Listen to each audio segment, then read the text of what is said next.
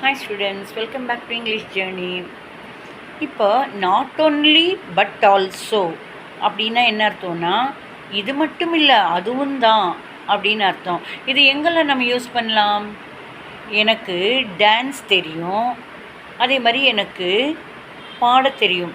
அதாவது நான் டான்ஸரு, நான் சிங்கர்.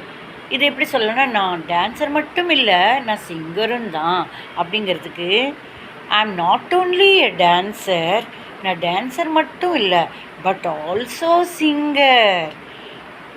ஆனால் நான் சிங்கரும் தான். நான் நடனம் டான்ஸ் ஆடக்கூடியவ மட்டும் கிடையாது, பாட்டும் பாடக்கூடியவ. அதே மாதிரி எனக்கு தோசை மட்டும் பிடிக்குங்கிறது இல்லை, இட்லியும் பிடிக்கும். அப்படிங்கிறதுக்கு என்ன சொல்லலாம்? ஐ like not only dosa but also idli. சரிங்களா?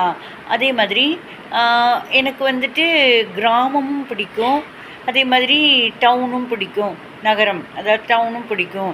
அப்படிங்கிறப்ப எனக்கு கிராமம் மட்டும் இல்லை நகரமும் பிடிக்கும். அப்படிங்கிறதுக்கு I like not only village but also down.